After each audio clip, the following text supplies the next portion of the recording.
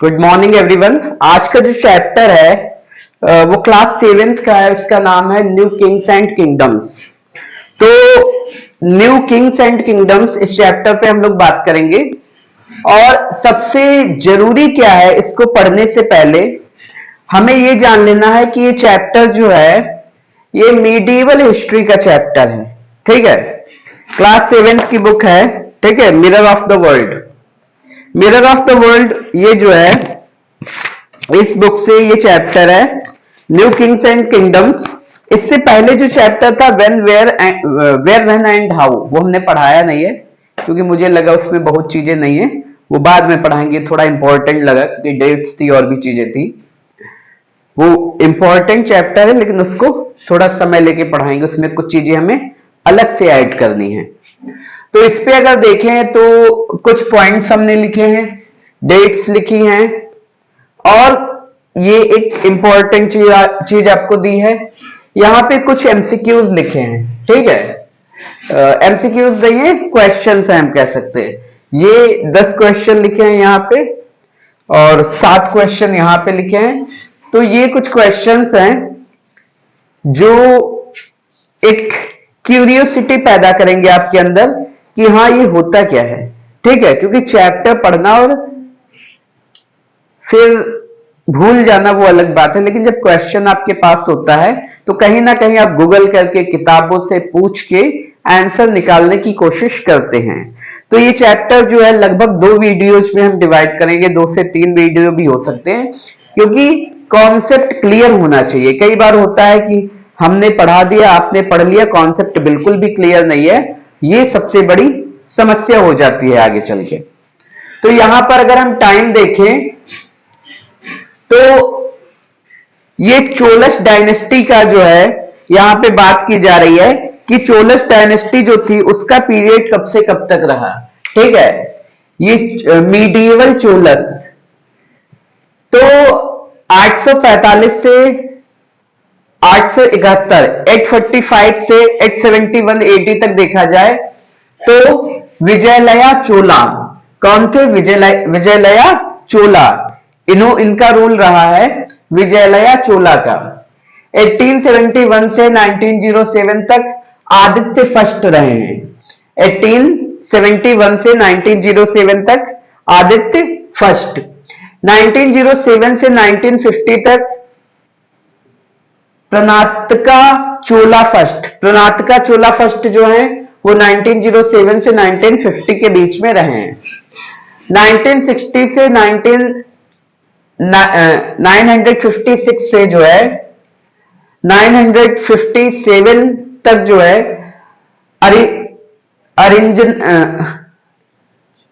अरिंजया चोला रहे हैं।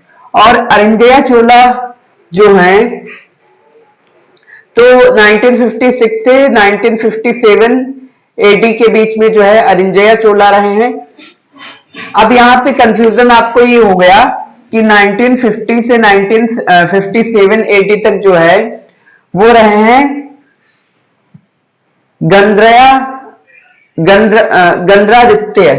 गंद्रादित्य रहे हैं। तो ये बीच में कैसे आ गए? तो हम कह सकते हैं कि शासन इन्हीं का रहा, लेकिन कुछ समय के लिए बीच में ये भी आए हैं, अरिंजया चोला। ठीक है, उसके बाद अगर हम 957 से 1970 तक के बीच का देखें तो सुंदरा चोला रहे हैं। 1970 से 1985 एडी में देखें तो उत्तम चोला रहे हैं। 1985 से 114 देखें तो राजा चोला फर्स्ट रहे हैं। 1014 से 1044 का देखें तो राजेंद्र चोला रहे हैं। 1018 से 1054 का देखिए अगर तो यहां पर जो है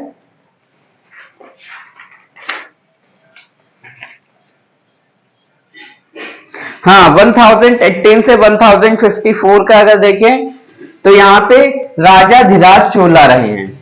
1054 से 1063 राजेंद्र चोला सेकंड रहे हैं। 1063 से 1070 के बीच का देखें तो वीरा राजेंद्र चोला रहे हैं। और 1070 से 1279 में लेटर चोलास। ठीक है, तो ये कुछ इनका टाइम पीरियड है। जहां जहां कंफ्यूजन आ रही है वो हम आपको सेकेंड वीडियो में डिटेल में समझाएंगे। ठीक है, पहला तो ये याद कर लीजिए, नाम जो है विजय लया चोला। ठीक है, विजय लया चोला, आदित्य फर्स्ट, प्रणतका चोला, गंध्रादित्य, अरिंजया चोला, सुंदरा चोला, उत्तम चोला, राजा राजा चोला, Rajendra Chola, Rajadhiraja Chola, Rajendra Chola second and Vira Rajendra Chola, later Chola. ठीक है, तो ये कुछ नाम हैं। इसके बाद अगर इंपॉर्टेंट डेट्स और 18 सेंचुरी से 13 सेंचुरी के बीच का पीरियड देखें तो कहता है 18 सेंचुरी एडी जो है beginning of the medieval period. जो 18 सेंचुरी है ये मीडिएवल पीरियड की शुरुआत मानी जाती है। ठीक है, क्योंकि इसी के बाद से जो है मीडिएवल पीरियड की शुरुआत हो जाती है। 8 to 10 सेंचुरी देखें तो ट्रिपर्टाइल स्ट्रगल हुए हैं। ट्रिपर्टाइल स्ट्रगल किसके बीच में हुए? मतलब 3 लोगों के बीच में युद्ध हुआ है। पहले थे प्रतिहारस एंड राष्ट्रकूटस। ठीक है, प्रतिहारस और राष्ट्रकूटस के बीच में स्ट्रगल हुआ है। ठीक है, तो उसके बाद अगर 712 से यहां पे जो है प्रतिहारस, पालस एंड राष्ट्रकूटस। ठीक है, इन तीनों लोगों के बीच में जो है युद्ध होते रहे हैं। 1712 एडी में देखें तो अरबों ने सिंध पर जो है आक्रमण किया है। ठीक है, या उस जमीन को कब्जा भी किया है। तो अगर 1712 में देखें तो अरब का कंक्वेस्ट हुआ है सिंध पर। 101 से 126 एडी अगर देखोगे 1001 से 1026 AD invasion of Mahmud Ghazni. ठीक है, महमूद गजनी का आक्रमण हुआ है। ठीक है, लगभग 26 बार कहा जाता है कि इसका आक्रमण हुआ है। तो 1001 से 1026 के बीच में जो है महमूद गजनी का आक्रमण हुआ है। 1191 से 1192 एडी बैटल ऑफ तराइन होता है। ठीक है, 1191 से 1192 बैटल ऑफ तराइन। 1206 एडी में क्या होता है? एस्टैब्लिशमेंट ऑफ दिल्ली सल्तनत इन नॉर्थ इंडिया। नॉर्थ इंडिया में जो है दिल्ली सल्तनत बन जाती है। अब यहां पर कुछ पॉइंट्स देखेंगे। पहले तो कुछ क्वेश्चंस हम आपको दे रहे हैं, ये आपको करने हैं। ठीक है, अगर आपको मिल रहे हैं जहां से भी, उसके बाद जो है डिटेल में भी हम चीजों को समझाएंगे। पहला क्वेश्चन है when did Harshavardhana die? Harshavardhana की मृत्यु कब हुई थी? Who were samantas? ठीक है, समंतास कौन थे? हर्षवर्धन की मृत्यु कब हुई थी? समंतास कौन थे? Which were other groups politically became important in specific area? उन ग्रुप्स का नाम बताइए जो पॉलिटिकली जो है बहुत इंपॉर्टेंट हो गए थे कुछ स्पेसिफिक एरियाज में। Which were 3 major groups involve in tripartite struggle? ठीक है, 3 मेजर ग्रुप कौन से थे जो ट्रिपर्टाइल स्ट्रगल में इन्वॉल्व थे? उसके बाद कहता है which dynasty were tried to control Harsha's capital city Kannauj? कौन सी डायनेस्टीज थी? एक डायनेस्टी नहीं थी, बहुत सारी डायनेस्टीज थी। तो कौन सी डायनेस्टी थी जिसने हर्षा की जो कैपिटल कन्नौज थी उसको कैप्चर करने की या उसको कंट्रोल करने की कोशिश कर रहे थे? Who tried to control Malwa and Gujarat? ठीक है, मालवा और गुजरात को कैप्चर करने के लिए कौन युद्ध कर रहा था? Who were thrown by Chalukyas?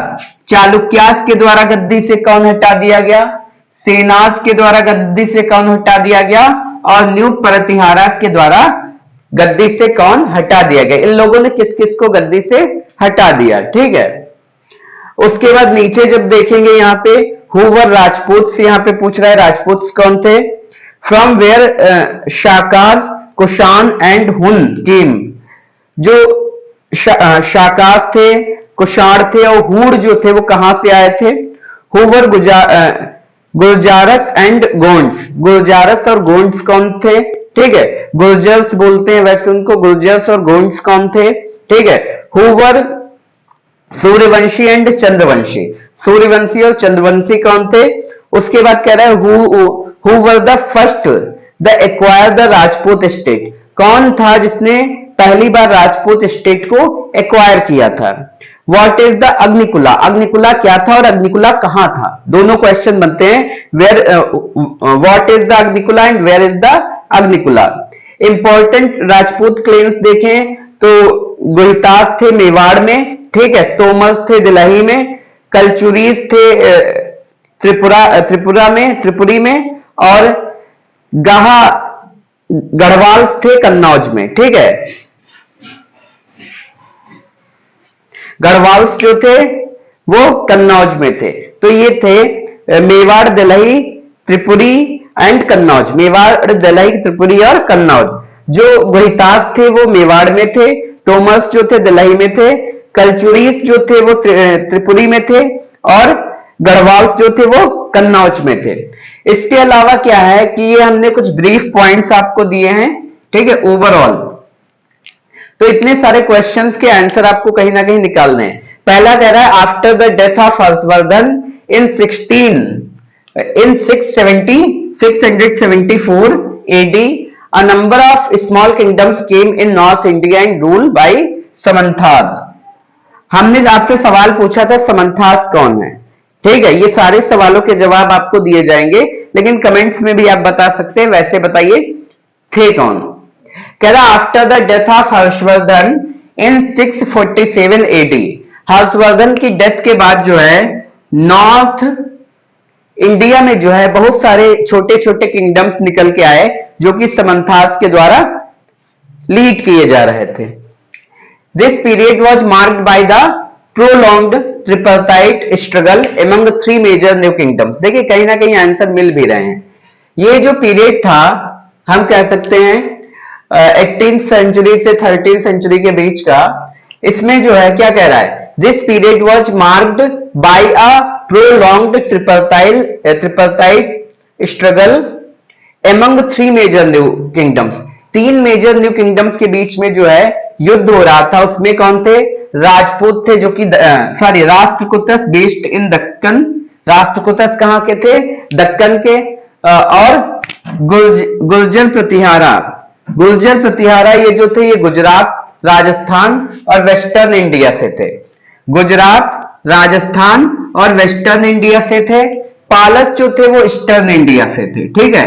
इन तीनों के बीच में स्ट्रगल हो रहा था। राष्ट्रकूटस के बीच में, राष्ट्रकूटस जो कि दक्कन से थे, गुर्जर प्रतिहारा जो कि गुजरात, राजस्थान और वेस्टर्न इंडिया से थे, और पालस जो कि ईस्टर्न इंडिया से थे। पालस कहां से थे? ईस्टर्न इंडिया से थे। उसके अलावा all dynasties try to gain control the Harsha's capital city Kannauj, ठीक है। यही तीनों डायनेस्टीज थी जो कि हर्षा की कैपिटल, हर्षवर्धन की जो कैपिटल कन्नौज थी उसको कैप्चर करने की कोशिश कर रहे थे। यहां पे हमने क्वेश्चन भी आपसे पूछा था, which dynasty will try to control Harsha's capital city Gujarat. उसके बाद एक पूछा था who tried to control Malwa and Gujarat. यहां कहीं पे हमने आपसे सवाल पूछा था कि अच्छा कन्नौज वाला पूछ चुके। उसके बाद जो है in several kingdoms the central and western India the rulers called themselves Rajput और राजपूत, ठीक है, राजपुत्राज और राजपूत। तो यहां पे क्या कहता है, in several kingdoms of central and western India, several kingdoms of central and western India, several kingdoms in central and western India. तो यहां पर आपसे पूछा गया हु वर राजपूत। तो राजपूत कौन थे? इन several kingdoms of central and western India, जो सेंट्रल और वेस्टर्न इंडिया के किंगडम्स थे वो खुद को राजपुत्राज और राजपूत बुलाते थे। वो खुद को क्या बुलाते थे? राजपुत्राज और राजपूत। उसके बाद कहता है they adopted lofty lineage like Suryavanshi and Chandravanshi और अग्निकुला, ठीक है। उन्होंने खुद को एक टाइटल या एक अपनी एक अलग जाति बना रखी थी, या हम कह सकते एक टाइटल दिया गया था खुद को सूर्यवंशी और चंद्रवंशी। सूर्यवंशी और चंद्रवंशी या अग्निकुला भी बोलते थे। अग्निकुला, यहां पे हमने क्वेश्चन भी आपसे पूछा है, what is the Agnikula and where is the Agnikula. ठीक है, दोनों सवाल हमने पूछे कि अग्निकुला क्या है और अग्निकुला कहां है। The first state in the Indian subcontinent to became a target of Muslims invasion was Sindh. ठीक है, पहली स्टेट जो है जो कि जिस पर आक्रमण हुआ मुस्लिम इन्वेडर्स का, वो थी सिंध। ठीक है, तो याद रखिए कि पहली स्टेट जो थी वो सिंध थी जिस पर मुस्लिम इन्वेडर्स का आक्रमण हुआ। कहता however after Multan the Arab could not penetrate further into India. देखिए, मुल्तान पर आक्रमण करने के बाद, after Multan the Arab could not penetrate further into India, Arab जो है अब उन्हें जो है काम करने में मजा नहीं आ रहा था इंडिया में, या हम कह सकते हैं। कहता है Mahmood of Ghazni the son of Sabuktigin, Mahmood of Ghazni the son of Sabuktigin. ठीक है, Mahmood of Ghazni the son of Sabuktigin, Sabuktigin का सन था, ruled Ghazni for more than 37 years, इसने गजनी पर शासन किया लगभग 37 वर्षों तक, 37 ईयर्स तक। ठीक है, तो Mahmud of Ghazni the son of Subuktigin ruled Ghazni for more than 37 year, मतलब 37 वर्षों तक इसने शासन किया।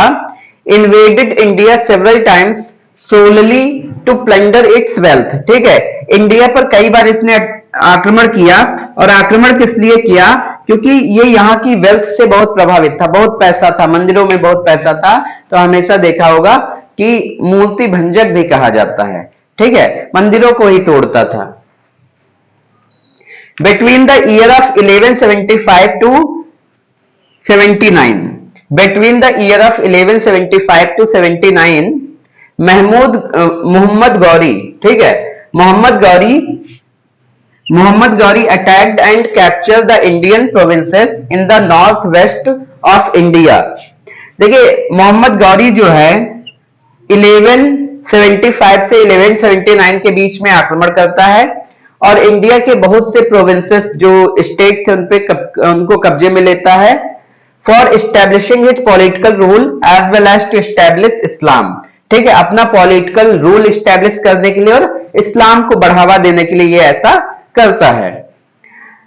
Mohammad Ghori defeated the Rajput confederacy, Mohammad Ghori जो था उसने राजपूत कन्फेडरेसी को जो है हरा दिया था। ठीक है, led by Prithviraj Chauhan.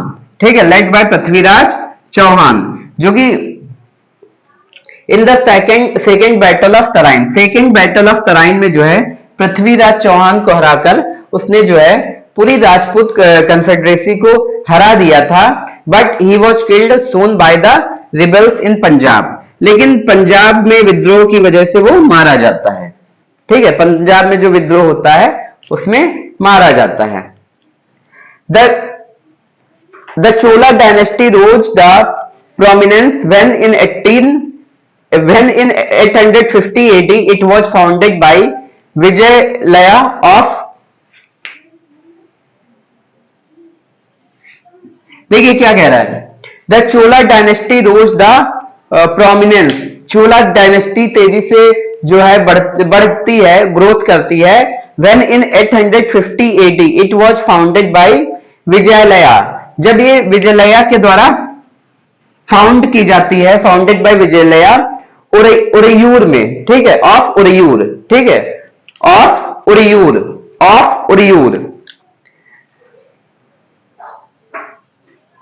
His territories passed under the control of Qutbuddin Aibak, his brave general। देखिए, his territory passed under the control, ये जो है ये सारी चीजें जीतने के बाद ये किसको दे देता है, कुतुबुद्दीन ऐबक को जो है के कंट्रोल में दे देता है। कुतुबुद्दीन ऐबक जो है वो इसका गुलाम होता है। ठीक है, his territory passed under the control of Qutbuddin Aibak, his brave general, sorry इसका जनरल होता है। ठीक है, इसका जनरल होता है हु फाउंडेड दिल्ली सल्तनत इन इंडिया, और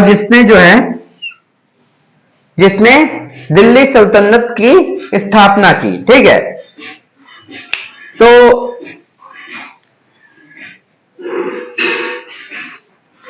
मोहम्मद गौरी जो है कुतुबुद्दीन ऐबक को जो है अपनी सारी टेरिटरी जितनी भी इसने कैप्चर की थी वो दे देता है, और यहीं पे कुतुबुद्दीन ऐबक जो है वो दिल्ली सल्तनत की स्थापना करता है।